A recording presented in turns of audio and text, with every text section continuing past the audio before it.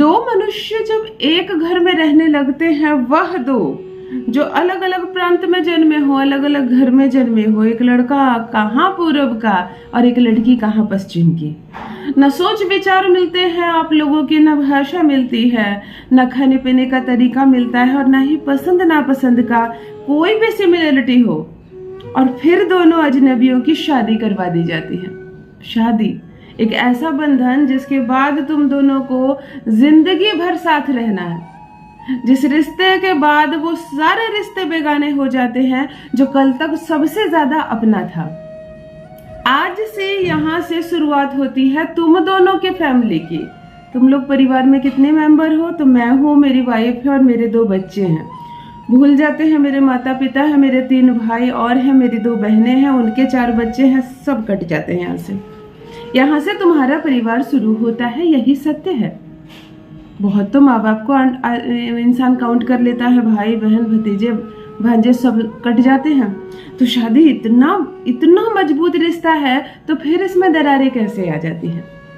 जब 2 अजनबी केवल प्रेम के माध्यम से, केवल विश्वास के माध्यम से एक घर में रह रहे हैं, एक साथ रह रहे हैं, एक दूसरे का साथ निभा रहे हैं और जीवन भर एक दूसरे के सुख और दुख के साथ ही बने हुए हैं। शादी के बाद अकेलापन नहीं लगता है, लगता है मेरा जीवन साथी है ना, कोई भी बात होगी उसे बता देती हूँ, कोई भी मेरी समस्या होगी वो है ना, वो सॉल्व कर देगा, कोई भी परेशानी होगी वो सामने आएगा और सब कुछ ठीक हो जाएगा। और जब इतना करने के बाद, इतने विश्वास के बाद, इतने खूबसूरत रिश्ते को जुड़ जाने के बाद, अर्थात विवाह जब संपन्न हो जाता है, तब लड़की के पिता कहीं ना कहीं चैन की सांस लेते हैं। चलो मेरी बेटी बस गई, उसे उसका घर मिल गया। अब वो समझे और उसका पति समझे, उसकी परेशानियां अब मेरे लिए ज्यादा मायने नहीं रखते क्योंकि उसका पति है। माता पिता जब बुजुर्ग होते चले जाते हैं, तब वह अपनी बेटी के लिए एक पति ढूंढते हैं, एक दूल्हा ढूंढते हैं और ये चाहते हैं कि अब यहाँ से मेरी बेटी के जीवन का जो सफर है उसमें उसका हम सफर उसका साथ दे।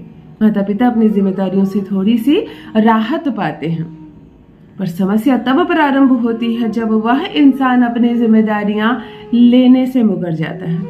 वह फिर से तुम्हें पिता के घर भेजता है, वह फिर से तुम्हें तुम्हारी जिम्मेदारियां उठाने के लिए कहता है।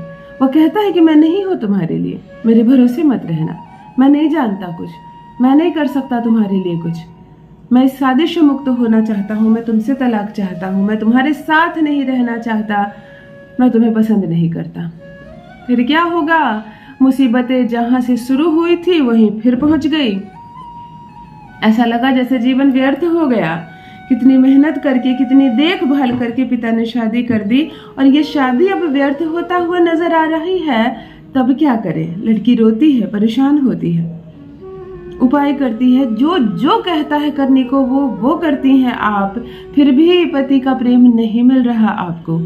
ससुराल में दिक्कतें परेशानियां बढ़ रही हैं, हर बात पर आपको ताने मारे जाते हैं, आप में कमियां ढूंढी जाती है।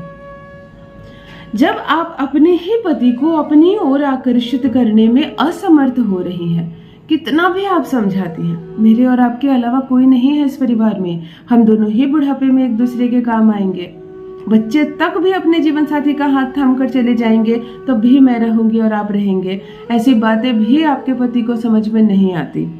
कोई कुछ भी कह देता है, आप पर आरोप लगा देता है, आप पर हाथ उठाता है, गालियां देता है, इल्जाम लगा देता है, तुम्हें घर भेजने की धमकी देता है, तुम्हें छोड़ देने की धमकी देता है, और बस इसी धमकियों में, इसी परेशानियों में, इन्हीं तानों के बीच तुम्हारा जीवन गुजर रहा है। नहीं है कोई दूसरी औरत का चक्कर, किसी के साथ नहीं रहता, परंतु नीरस है वो। इसी तरह जीवन के उमंग भरे दिन को, आनंद भरे दिन को यूं ही व्यर्थ कर रहा है। पत्नी के साथ वो आनंदित ही नहीं है, तो परिवार में उसका मन कहाँ से लगेगा? जब ऐसी सिचुएशन हो, आपका पति आचरण से अच्छा हो, व्यवहार से अच्छा हो, बस तुम्हारी ओर आकर्षित नहीं हो रहा, तुम्हें देखना चाहिए उसे वो नहीं देख रहा, तुम्हारे गुण उसे नजर नहीं आ रहे, तुम्हारी बात उसे सुनाई नहीं दे रही, तब मैं कहती हूँ कि केवल एक एंजल नंबर, एक नंबर का इस्तेमाल करके आप अपने पति को अपनी ओर 100% आकर्षित कर सकते हैं। आज जो नंबर बता रही हूँ, उस नंबर को केवल आप लिखने मात्र से अपने हाथों पर, आपका पति दिन रात आपके चक्कर काटेगा। गुलाम बनकर रहेगा, वो आपकी हर बात मानेगा, जो कहेंगे आप जैसा कहेंगे वैसा करेगा। जान लीजिए प्रथम मैं कौन हूँ। नमस्कार दोस्तों, मैं हूँ खुशबू सिंह। बहुत स्वागत, बहुत अभिनंदन करती हूँ आप सबका अपने YouTube चैनल ज्योतिष ज्ञान में। कैसे हैं आप और घर में सब कैसे हैं? मेरे कमेंट सेक्शन में जय माता दी, हर हर महादेव अवश्य लिखें, अपनी खैरियत मुझे जरूर बताएं। पढ़ती हूँ हाथ की रेखाएं, पढ़ती हूँ जन्म कुंडली, और आप कुछ ना कहें तो आपका चेहरा भी पढ़ लेती हूँ। करम है, कृपा है ऊपर वाले की, प्रेम है आप सबका। जुड़िए ज्योतिष ज्ञान चैनल से। जो भी नए भाई बहन चैनल पर पहली बार आए हो, मेरी वीडियो को पहली बार देख रहे हो, मुझसे प्रथम बार मिल रहे हो, चैनल को सब्सक्राइब करें, इस परिवार का हिस्सा बने।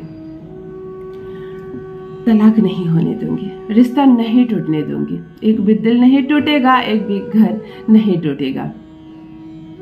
सोमवार से शुक्रवार किसी भी दिन से प्रारंभ करके 40 दिनों तक लगातार अपने बाएं हाथ में आपको यह नंबर लिखना है। महिलाएं शुद्धता का ध्यान रखें, शुद्धता में प्रारंभ करें, उसके बाद पीरियड्स आ जाए फिर भी यह नंबर लिखना जारी रखें। प्रारंभ करें शुद्धता में। रंगों की बात आती है कि कलम का रंग कौन सा हो, इंक का रंग कौन सा हो, हरा से लिखे या लाल से लिखे या ब्लू से लिखे, काले रंग को छोड़कर किसी भी रंग से लिखे, परंतु सर्वश्रेष्ठ लाल रंग का कलम, क्योंकि प्यार को अट्रैक्ट करना, लव को अट्रैक्ट करना है। प्रातः स्नान करके पूजा पाठ से निवृत्त हो जाए, स्वच्छ कपड़े पहन ले और अपने बाएं हाथ के हथेली पर यहाँ से लेकर यहाँ तक के बीच में कहीं पर भी जहाँ आपको ठीक लगे कि जल्दी वो मिट ना जाए, धुल ना जाए, आप ये नंबर लिखेंगे और रोज लिखेंगे, और जैसे दिनचर्या चल रही है आपकी वैसी चलेगी। नंबर नोट कर लीजिए। नंबर है 1331,989 1331,989। यह एक अद्भुत अट्रैक्टिव नंबर है, यह एक एंजल नंबर है जो सामने वाले को आपकी ओर आकर्षित होने के लिए विवश कर देगा। आप हर रोज लिखेंगे, 40 दिनों तक लिखेंगे अपने बाएं हाथ पर। बाएं हाथ के किसी भी भाग पर आप लिख सकती हैं। रोज लिखेंगे लाल रंग की कलम से, लाल संभव ना हो तो हरे रंग की कलम से, केवल काली नहीं। और 40 दिन लिखने के बाद असर देखेंगे। प्रथम हफ्ते से आपका पति आपसे सॉफ्ट बातें करेगा। वो जो चिल्लाता था, आप पर बदतमीजी करता था, उसमें शांति आ जाएगी और धीरे धीरे पूर्ण रूप से वह आपके वश में हो जाएगा, आपके प्यार में पागल हो जाएगा, हर बात मानेगा आपकी और तुम्हारे ही चक्कर काटेगा। अपना अनुभव मेरे साथ भी अवश्य साझा करें। बस मेरी बहनों, आज के लिए इतना ही। रखिए अपना ख्याल, रखिए अपनों का ख्याल। बहुत बहुत धन्यवाद।